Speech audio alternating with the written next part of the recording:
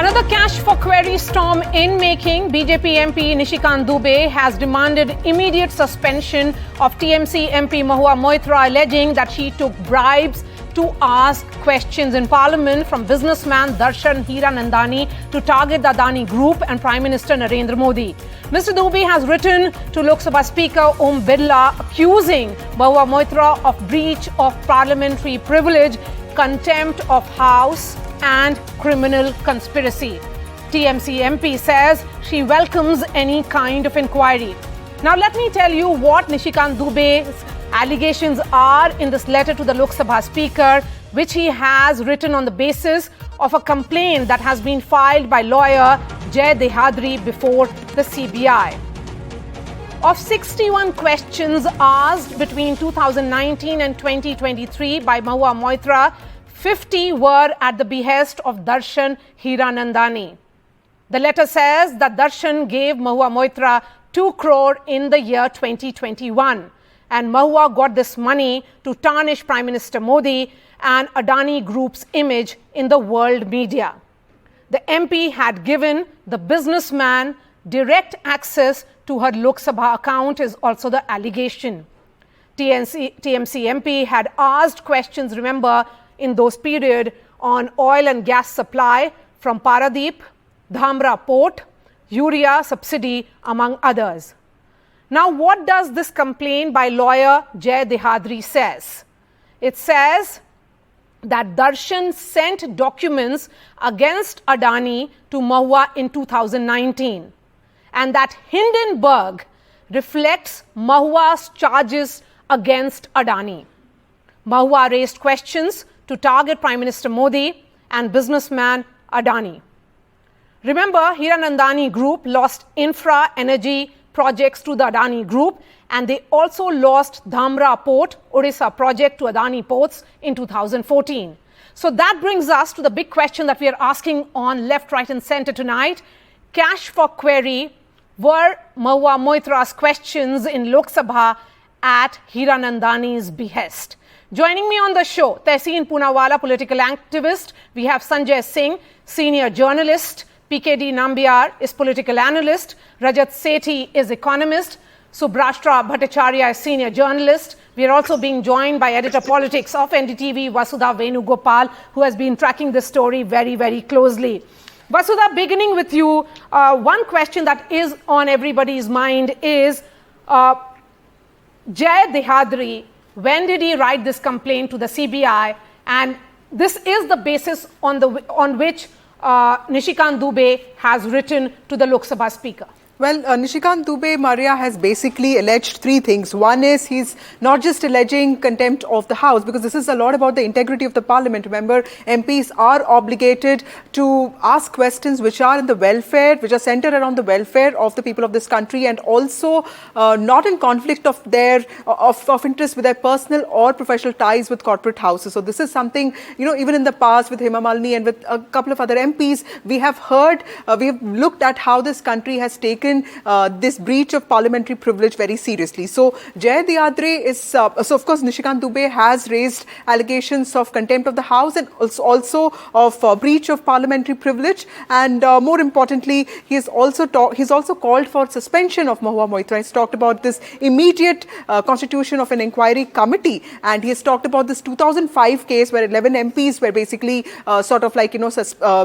suspended and they were removed from the House, and also the court upheld the order in that case. So Jay Dehadri has approached the CBI and he has flagged these issues, and it's a long document basically documenting details of all the 61 questions that she has raised, and of which 50 are directed at the Adani Group, and of course the rest are also, they also basically perpetuate the interests of the Hiranandani Group. So Jay Dehadri is a Delhi-based advocate, and Ms Moitra, and it alleges that Ms Moitra has been asking questions at the behest of this Hiranandani Group. So he basically flags this complaint a few days ago to the CBI, and today Mr. Nishikant Dubey, who has been raising a lot of questions, against Mahua Moitra even in the past, and there have been many flag-offs between them in the recent past. If you remember, Ms Moitra has also raised questions about him, his degree. So there have been many, spats between them. So today he has gone to the Speaker, who's also the chairman of the Ethics Committee of the Parliament. So, of course, the ball is in the Speaker's court now, but the country has a precedent of taking these matters very seriously. So there is an expectation of an action. Okay. Sanjay Singh, shocking details, certainly. 61 questions in the last 4.5 years as Member of Parliament, and of this, 50 were at the behest of Darshan Hiranandani, and this business group has an axe to grind. So the linkages clearly are being established now. Maria, there are two issues involved here. A, the comparison with 2005 cash for query. I think this is far more serious than cash for query in 2005. Cash for query was for 5,000 rupees, 10,000 rupees. Some MPs were not so proficient with the kind of issues, and they were lured through their private secretaries. But this particular case, I think, if true, the allegations are true, this is very, very serious, because this involves a business house. The kind and business rivalry, taking that business rivalry to Parliament, and the MP who is so proficient and is hailed by many as a star in the ranks of MPs, and also in the Trinamool Congress, and also in opposition ranks. See, taking on government, asking question on somebody's behest. In fact, the allegation is she had outsourced. In fact, the other party, the Hiranandani group, had access to her online account, and they actually used to frame questions on her behalf, basically in her name. The questions were not practically asked by her, but by Hiranandani group. And the list of the complaint, which is detailed complaint, is also available on various forums. If you take a look at that, it's very difficult, the kind of questions that are asked, the specifics of it. It is, prima facie, it appears that it is by assistance of somebody or being helped by somebody. So in this particular case, Mahua Moitra, I would also dare say, the industrial business house is also going to be in talk, because this is not just about parliamentary privilege, but this case, he has also referred his complaint to the CBI. Yes. And therefore, what many people suspected for long, if this is true, and we get to know in some time now as to what happens in Parliament, and also what happens at CBI front. But the response I saw through a series of tweets by Mahua Moitra, I think that reflects certain degree of smugness on part of Mahua Moitra, the kind of replies she has framed on her tweet, the response she has given on her tweet. I think those to many people has not gone down well to an allegation of this nature. Yes, since you are saying that many things was being suspected, Adani Group had been saying that short seller, George Soros, OCCRP, everything is perhaps linked, and that there are these patterns that have emerged. And Tehseen Poonawalla, that brings me to the question, vested interests, corporate rivalry, business rivalry, all that playing out here. And here is a member of parliament allegedly using her parliamentary privileges, using the responsibility that MPs have at the behest of a corporate house.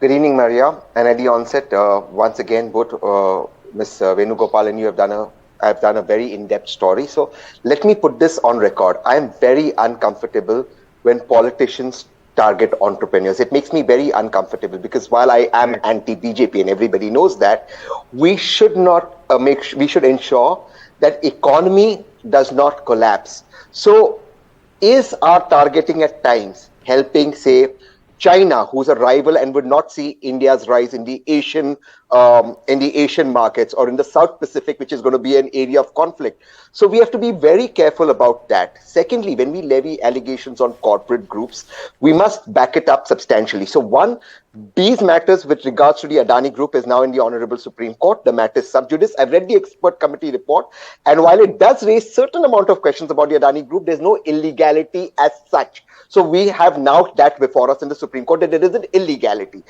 Now let's come to Ms Moitra.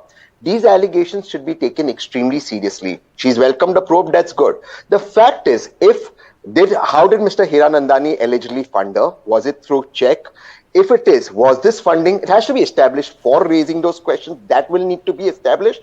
And if she was raising these questions in lieu of that money, I think that will then have to come out. Because we've seen in the case of Hema Malini, she was the brand ambassador of a water purifying agent, and then she also raised questions on the behalf. So it is not the CBI will have to prove its case, but prima facie, there seems to be something that will need to be worked upon, and she'll have to come clean. But there's a larger question. Has her parliamentary account been handed over to a private person? I think that is the question which forensics and IT will be able to prove, because your parliamentary account is something that's very important. It's a privilege. So again, that is a question that will be raised, and that will have to forensically prove. But prima facie, if these allegations are true, and this is corporate rivalry, if we need to pause and ask ourselves, are we damaging India, or in our glee to take one corporate down or another corporate down? I think that is the question. Yes, I'm going to take that question to Mr. Bhattacharya and Rajat Sethi. Both of them are joining us. I'm looking at this, a letter that has been written by lawyer Jay Dehadri, in which he has sent to the CBI, Rajat, in which he clearly says that Darshan sent documents against Adani to Mahua in 2019. And Mahua got money to tarnish Mr. Modi, Adani's image in world media.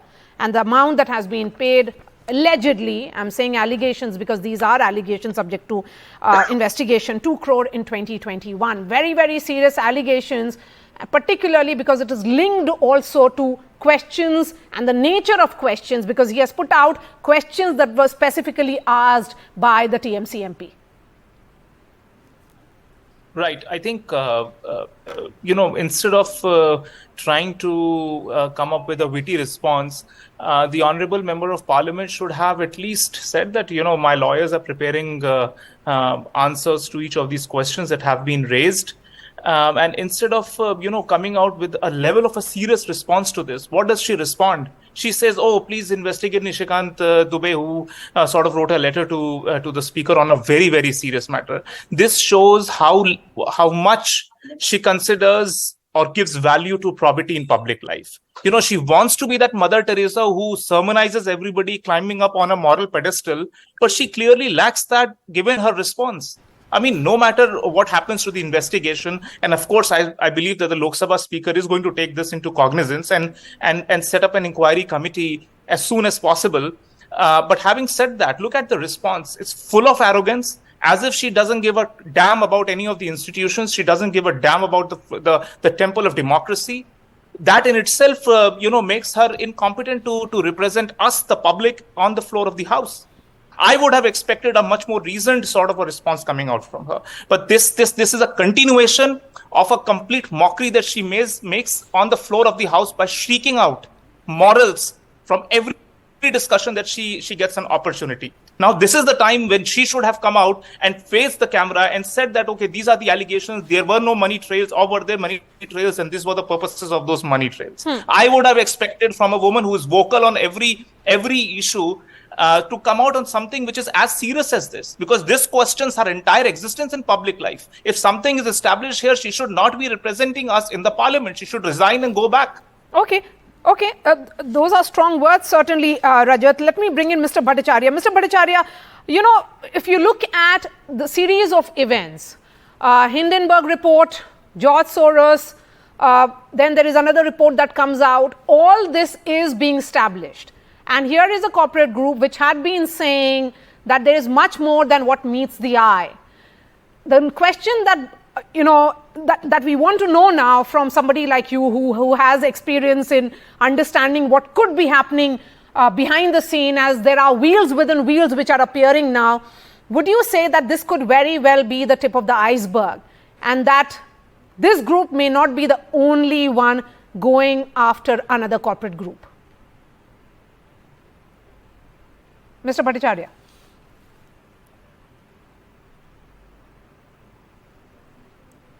Mr. Bhattacharya, if you can hear me.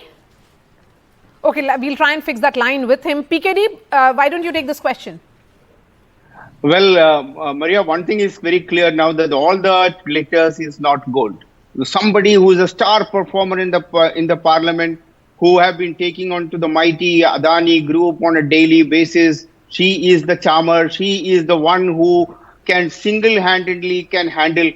All these doubts were placed on this very channel even during that time. I remember that I was a part of many shows on that time.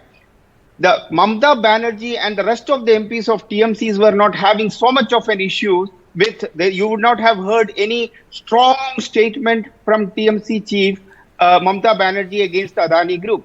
Whereas Mahua Moitra was so much eloquent in the parliament, shouting and screaming and trying to bridge, make it a point that it is Modi and Adani is one, or they are working together and all sort of thing. I think today it is the day wherein as all the panelists today, everybody was agreeing that it is for her to come out. As the way she accuses without any base, different people, different corporates, different entities, different political parties and people. I think it's the time for her to now prove that yes, all that what she did, the 50 questions, it was not about her parliamentary constituency. It was not about even the West Bengal. The most of these questions are about the corporate or yes, for the purpose. I think shame, that's the only word. It may be an allegation today, but that there must be something. Otherwise, this kind of an allegation should not have come out. And I think it's most important thing is that let me take that question to Mr. Bhattacharya. Is this the tip of the iceberg? Could there be more players besides Mr. Hiranandani? There could be, and corporate wars getting reflected in politics is nothing new to India. We had seen the diatribe against Mr. Dubey Ambani 30-40 years ago. I would not like to name his business rival of those days. He's a very respected man, and it was said that the Nasli-Wadia Dubey Ambani rivalry was creating ripples in politics as well. And now we have Mr. Hiranandani's name coming up. It is very unfortunate that a very bright MP like Mrs. Mahua Moitra, who has a background of investment banking, and therefore she should know about ethics. Ethics is part of investment banking. So I would have expected her to respect it. If 50 out of 61 questions asked by her are on only one subject, that's Adani. And why only restricted to her? We have this Mr. Sanjay Singh, who is now being accused by the ED. Whenever he enters the courtroom, he starts talking about Adani Modi. And yesterday the judge had to snub him, tell him that this is not the forum for political speeches. So, in fact, the fact is that Hiranandani had tried to get the Dhamra port in Odisha, lost it. Fine, business rivalry is understandable. And there could be business rivalry in Bombay as well. But the fact is that, like the attack on Dhirubhai Ambani long time back, again Mr. Adani is being attacked. And the irony is that this attack is going on at a time when today itself the newspaper has a report that the Vidinjam port, the port in Kerala, which received its first major vessel yesterday, and the Chief Minister of Kerala, the CPM leader, Mr. Vijayan, he tweeted saying that this is a game changer for Kerala's politics. And as soon as he did that, Congress party also tweeted saying, well, it's not you, but it is we are responsible. Fact is that the MOU between Adani, SEZ and ports and the Kerala government was signed in the Congress regime when the CPM cried horse, and they said that it's a wrong thing. And then CPM came to power, Congress and the opposition was saying, and today both Congress and CPIM, both members of the India Alliance, are trying to claim the credit for the Vidinjam port. So that is the irony of Indian politics, that you blame a business house like Mr. Ambani was blamed once upon a time. And today, Mr. Adani, who is building infrastructure. Infrastructure is an area where nobody goes. And let me also add that there is a criticism against Mr. Adani that he gets things on single tender. Vidinjam port was given by the Congress government in Kerala on a single bid because nobody else had bid for it.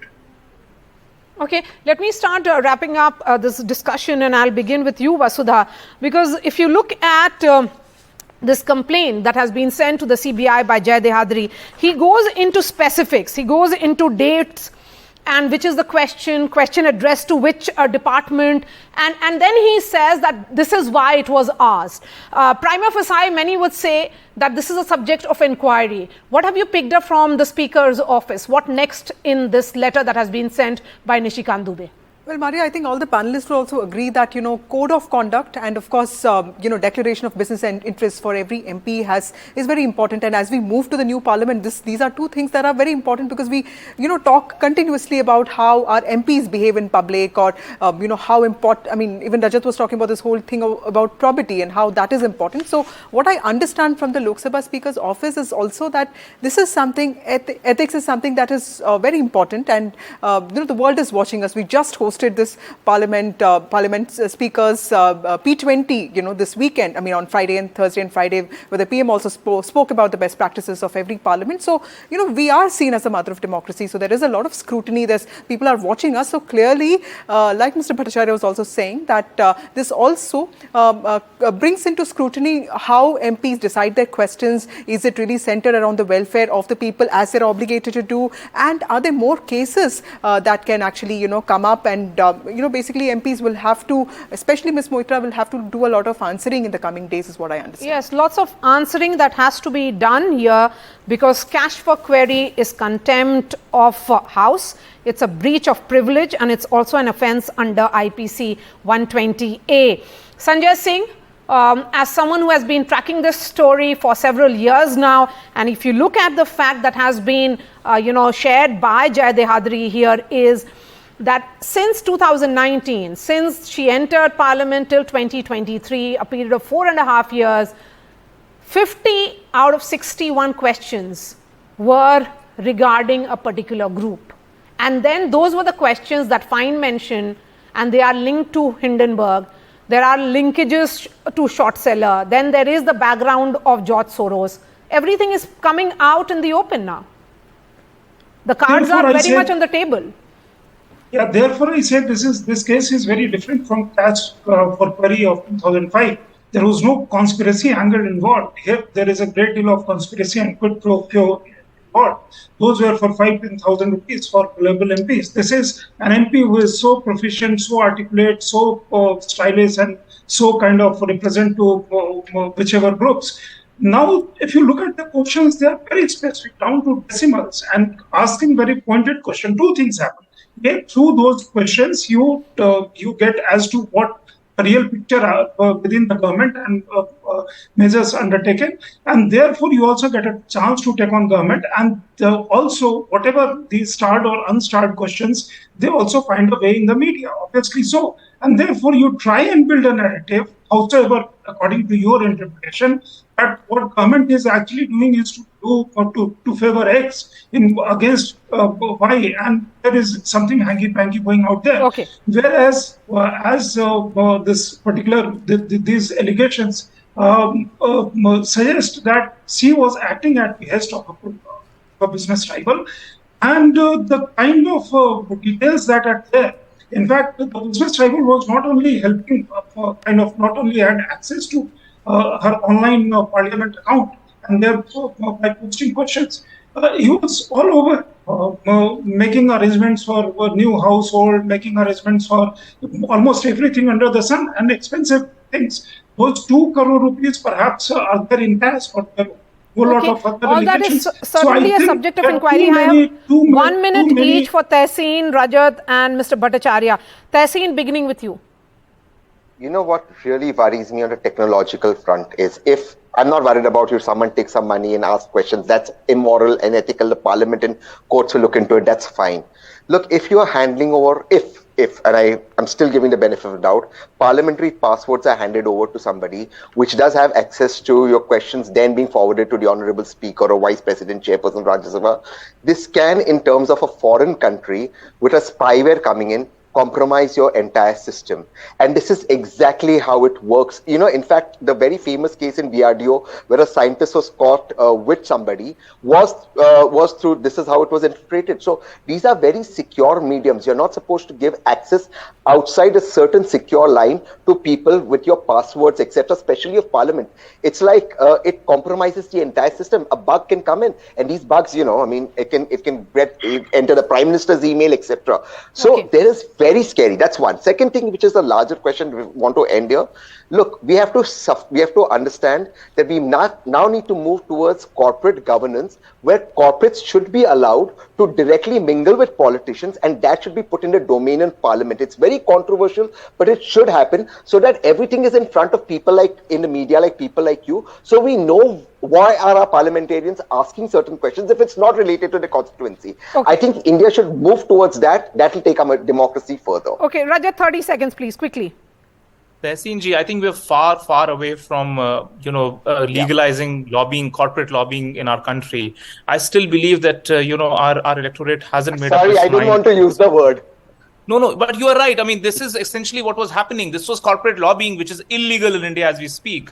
But what pains me is, on top of all of this, there is a serious debate which has opened up, a serious Pandora's box has opened up. There is an attempt at infantilizing the public at large. I think that shouldn't happen. Look at her tweets, and I request all your audience to go out and check how she's been tweeting for the past 2-3 hours. You will yourself be embarrassed that such a person has been seen as a beacon of liberalism in our country. I'm sorry for the analyst who has been portraying her as that beacon. She should come out, face the questions head on. The way she tries to articulate that, give specific answers and responses to each one of them. That's what I am waiting for, at least in the next couple of days. She should come out with it. Okay, Mr. Bhattacharya. An all-party committee must be set up to look into this matter. Tehseen has raised very important points and about the security aspect, plus the ethics, and this is a matter of shame for the entire Parliament of India. So it should not be looked upon as a party issue, should be looked upon as a national issue. And as for political lobbying, if we are liberalizing, why don't we have an alliance with America also in getting from them the expertise of political lobbying, which is a very scientifically done thing in Washington, D.C. And I think Washington, D.C. and New Delhi can cooperate. Mr. Garcetti, the present ambassador, is highly competent to advise the Indian government on this issue. And we should have a clear, transparent lobbying system so that such things don't happen. And I repeat, this calls for an all-party inquiry without blinkers. So an all-party inquiry going forward is what Mr. Bhattacharya is saying. Really appreciate your time. Tehseen Poonawala, Sanjay Singh, PKD Nambiar, Rajat Sethi, Vasudha and Mr. Bhattacharya. A story we'll continue to track very, very closely. That's all from me. All the news and updates on ndtv.com. Thanks so much for watching.